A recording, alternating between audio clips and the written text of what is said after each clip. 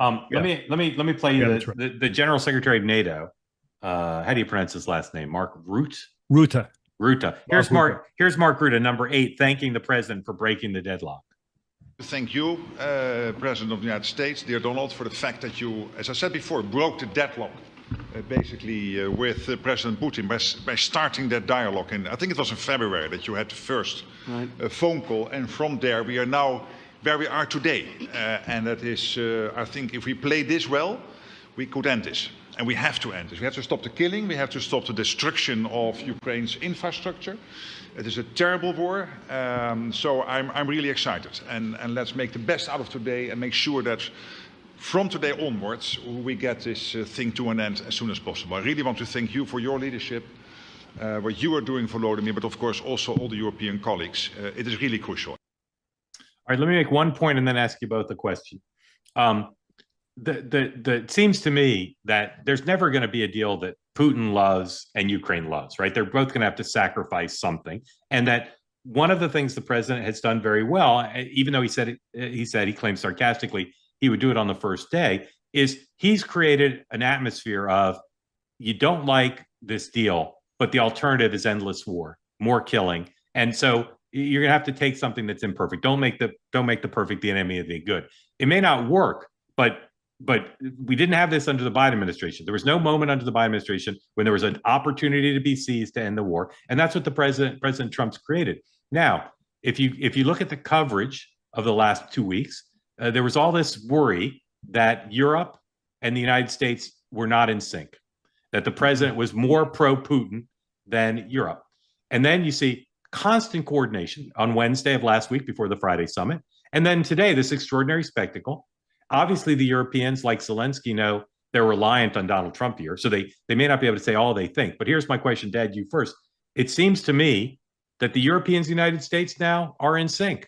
I don't really see any difference between what they're going for. Am I right about that, or are there still some differences? Well, what we don't know is what they would say to the Ukrainians about whether we hope you will take this deal seriously, or you must take it because if you don't, we will cut off military aid to you. And that may be a point. Trump obviously seems to think he's cut off military aid in the sense that he's allowed the Europeans to buy it, but he no longer thinks he's providing any of it. But there's still the question of whether the United States is leaving on the table, saying to the Russians, if you don't buy this deal, that is to allow British and French troops and other forms of security guarantees, including some role for the United States, if you don't buy this deal, then we'll cut off, the aid to defend support for Ukraine. And that's the question we don't know the answer. Obviously, the Europeans are hoping that they have a deal with Trump, and they may have some understanding with him, and it's in their interest to move forward and see whether he will deliver and whether they can all deliver Putin to provide some serious assurances that he will not start the war up again 3 years from now. Cliff, same question. Go ahead. You want? Yes, well, I would same say. Question. Is there? Yeah. Do you see daylight between Europe and the United States right now? They're singing the same tune. I don't know if the lyrics are exactly the same, and I'm not sure we do know until we hear what it is that Trump is advising Zelensky, advising the Ukrainians to give up in terms of land. Again, this fortress belt, that's the right phrase I should have used. The fortress belt is something that I don't think it's easy. Look, if it were a matter of saying, you know what, give up your Crimea, you know the Russians want Crimea. It's their naval base. You just got to give up Crimea. That's one thing. Even if you say the land they've conquered, you're not getting back anytime soon. That would be one thing too. If they have to give up the fortress belt, which prevents penetration later, that's something different. And that would be very hard for Zelensky to give up, and hard for I think the Europeans to go along with. Right. But we're going to get to your questions in just a second, so please raise your hand if you want in. I take out your point, but here's what's confusing to me, an amateur. They're meeting today, like even though they're not saying everything publicly, presumably if there were some big difference now, they wouldn't necessarily be going along the way they're going along. Well, I don't think there's any big difference now between the Europeans, Zelensky, and Trump.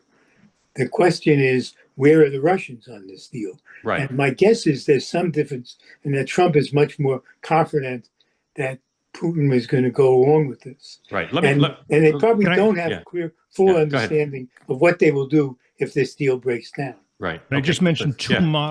Yeah. Let's think about from historical experience. What's the likely outcome of this? I don't think it's peace and comity between Russia and Ukraine. That seems to me unlikely. But various kinds of truces, armistices, cessation of hostility. So again, not again. We haven't talked about this time. What we've seen in Korea since 1953, which is they're still at war, but they're not actively killing each other every day. You could see that. Or, and I always go back to this, 1939, didn't get a lot of publicity back then, wasn't on your show. Russia tries to take Ukraine and pull it back into the Soviet Empire in the Winter War of 1939. How does that come out? Finland loses about 10% of its land area, an important part of its land area, Karelia, that was very important. But they retain their independence more or less, right? That's important. Now, in a way, Putin wants to do something similar in that we used to say, Mark, you'll remember this, that a country has been Finlandized, meaning it didn't have total freedom. Right. Putin would like Ukraine to be absolutely neutral. I think the NATO argument is sort of moot because for the following reason. Imagine a vote to bring Ukraine into NATO. Do you think Hungary would vote for it? No. You think Turkey would vote for it? No. I'm not sure Germany would vote for it. And you have to have unanimity for a country to accede to NATO. So NATO can't say we will never even look at an application because NATO is a defensive alliance of free nations. But we all know Ukraine wasn't going to and will not be in NATO anytime soon. So a Finland-like cessation of hostilities, armistice seems to me a possibility if Putin is willing. He may be or he may not be. One reason he may is, depending on how healthy he feels, he may think, you know what, 3 more years, I won't have Trump in the White House. I'll give him that. I won't do anything more on his watch. But when it's President Alexandria Ocasio-Cortez, who knows what I might do. Right. Want more great clips like that? I've got an idea. Hit the subscribe button, be part of the Two-Way community, never miss a clip. And you can always watch our full episodes, join them live, go to twoway.tv.